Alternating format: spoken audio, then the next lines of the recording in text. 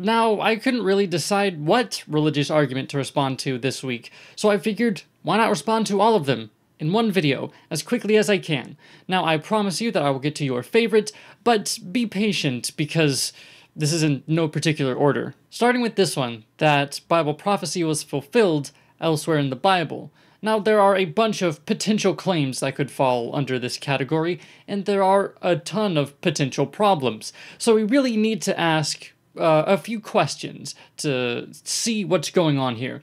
The first question we should ask is this an actual prophecy in the first place? Sometimes it will be claimed that something is a prophecy, and it may seem like it with a cherry-picked quote, but when you read it in context, you find out that it's no such thing. So that's really the first thing that we should be checking for. We also need to see if the fulfillment actually happened.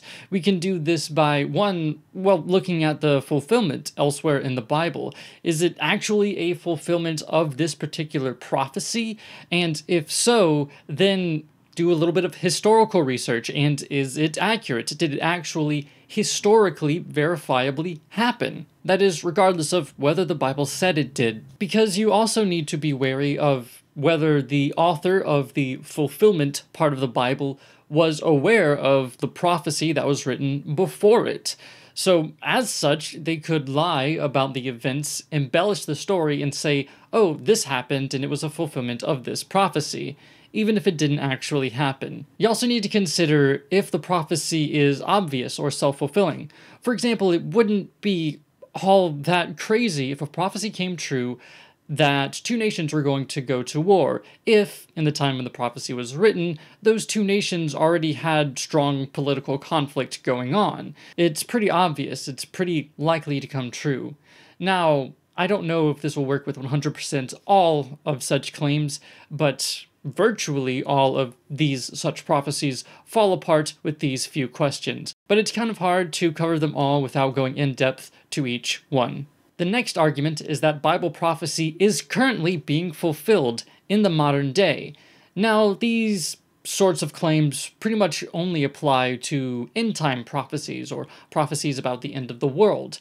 And the only places in the Bible that genuinely have these prophecies are in Daniel, the Gospels, and the book of Revelations. Now, in the book of Daniel, Daniel actually gave his own timeline, a timeline that lasted only a matter of years after it was allegedly written. But Daniel's actually pretty accurate within that timeline, up to a certain point. A point where the book of Daniel was actually written, because after that, Daniel was wrong about his prophecies. For example, he was wrong about there being a war between Syria and Egypt, and he was wrong about Antiochus dying in Palestine. Now, in the Gospels, there were some end-time prophecies given by Jesus, but truth be told, these weren't really anything notable, like the prediction that there would be wars and rumors of wars, and that there would be earthquakes in diverse places. But when you think about it, there's never been a time where there were no wars or rumors of wars and there were no earthquakes. And he's also kind of wrong about some of this stuff. For example, the wars and rumors of wars. Sure, World War I and II were humongous, but after that we've been living in the most peaceful time that we've ever seen. And as far as pestilences, yeah, with modern medicine, those are hardly a thing anymore, although anti-vaxxers are working pretty hard to bring that back. I guess they just want to bring about the end of the world. But perhaps the most notable thing that kind of discredits all of this is that Jesus said that these things would happen before his generation died. And it's been like 2,000 years, and Christians are still preaching that the end of the world is coming soon. It's not. And as far as the book of Revelation, if you take it literally, then it may seem like this is an end-time prophecy, but it's really not. Now, there's no real agreed-upon interpretation of the book of Revelation, but signs point to the idea that this is actually more of a political message. For example, let's look at the number of the beast, 666. Now, this is only talked about in the book of Revelation, and I'm sure you've heard of it. Now, there's a bunch of evidence pointing to the fact that the number 666 could actually be referring to Nero Caesar using Hebrew gematria. There's a bunch of evidence for this, including the fact that he was on coins, because in Revelation, you couldn't buy or sell or trade without this mark of the beast.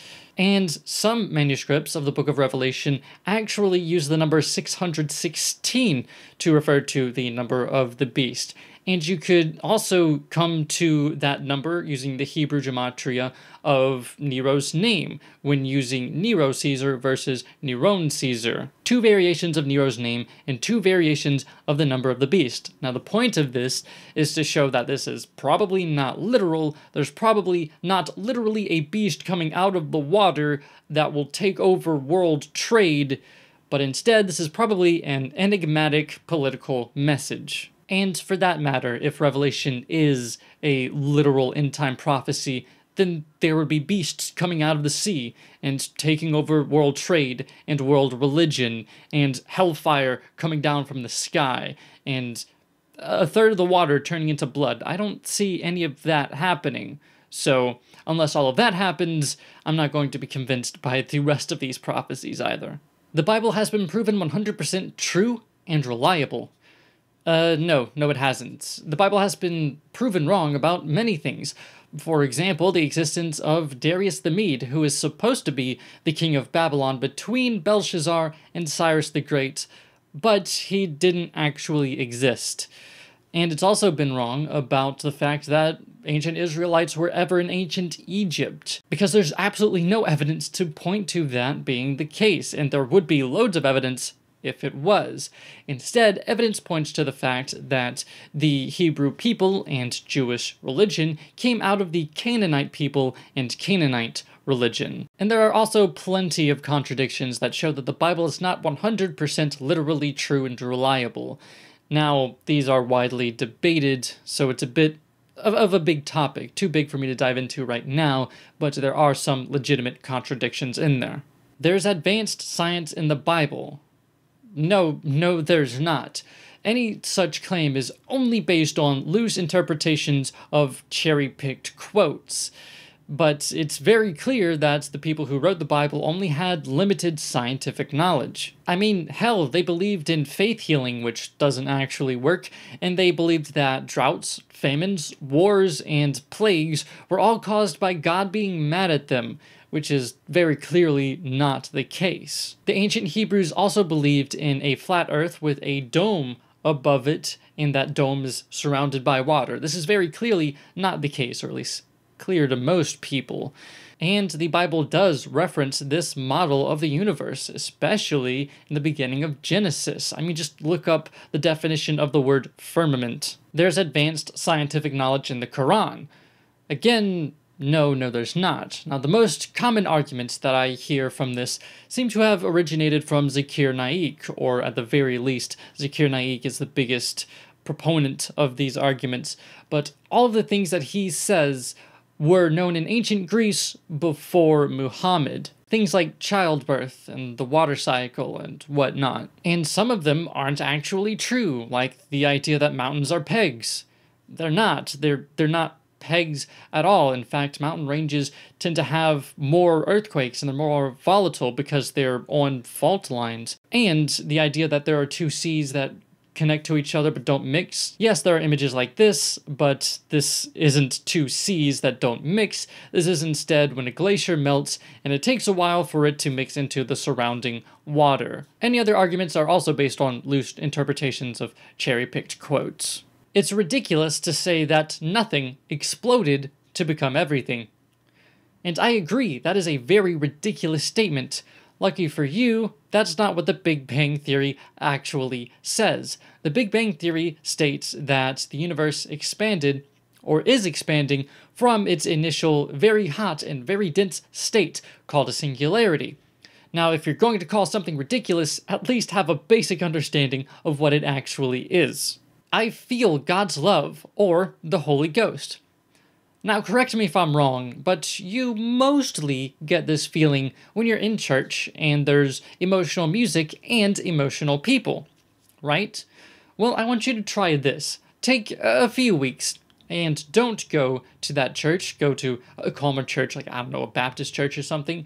Get away from that emotional music and get away from the emotional people. And I believe you will feel less and less of this Holy Ghost inside of you. And that's because you've removed yourself from that emotional manipulation. See, this is all about your psychology and your environment. There's no indication that there's spirits behind this feeling. The watchmaker argument. Now, this would also cover statements along the lines of creation is everywhere. See, the watchmaker argument goes like this. If you find a watch on the ground, you know that there was a person who made that watch. So a watch points to a watchmaker. A painting points to a painter. So creation points to a creator, right? Now, to illustrate my points, let's put this in a more deductive way, because this argument can essentially be boiled down to this. 1. Intelligent beings make complex things. 2. Nature is complex. 3. Therefore, nature is made by an intelligent being. And when we put it like this, you can really see that this is the fallacy of the undistributed middle. To put it simply, because intelligent beings make some complex things, doesn't mean that all complex things are made by intelligent beings. The fact that we make watches, or paintings, or technology, does not mean that everything that is complex is made in such a way.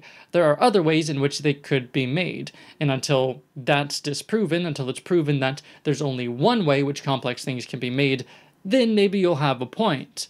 But we don't have that bit of information, and you can't assert it because we make technology. See, we know the other ways in which this can form, and science gives us that in cosmology, geology, evolution, and abiogenesis. And using scientific study, we can find out very well how these complex things in nature have formed. Blank is obviously made for a purpose, and that requires a designer. Or the teleological argument.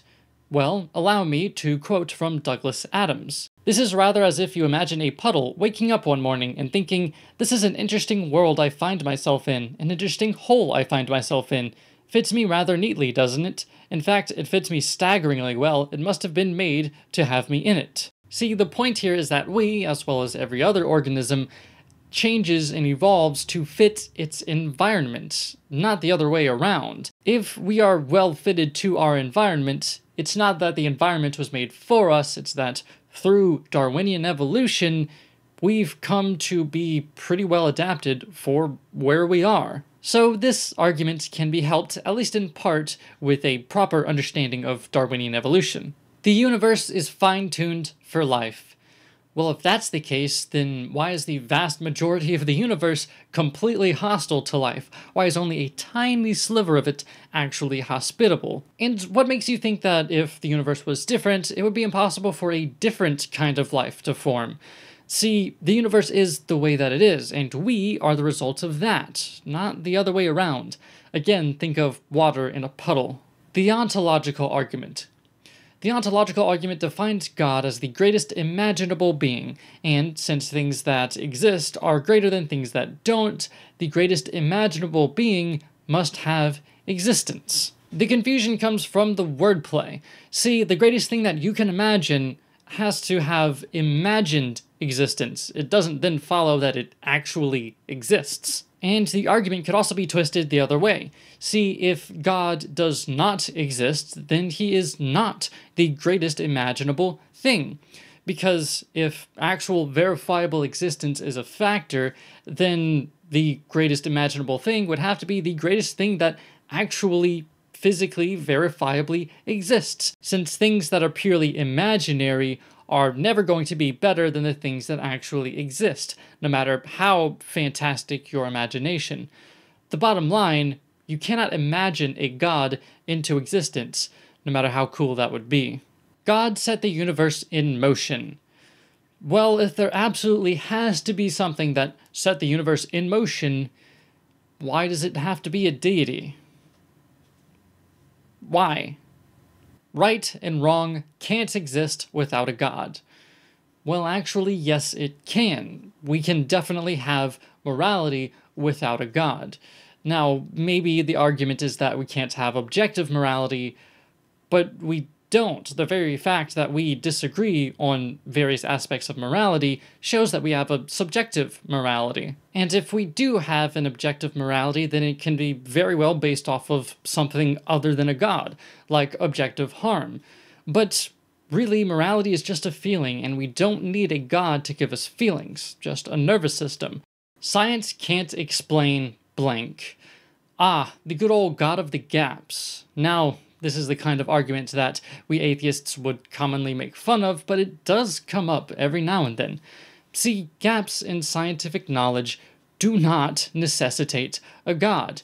If there's something that we don't know, we should try to figure it out before we believe an assertion, an unproven assertion about what actually explains it. If there's something that we don't know, we should try to find as much information about it as we can. We should try to research it, study it, and really try to figure it out before we come to a conclusion. To quote George Foote, "If theism can be proved at all, it ought to be proved from what we thoroughly know, rather than what we are only inadequately acquainted with."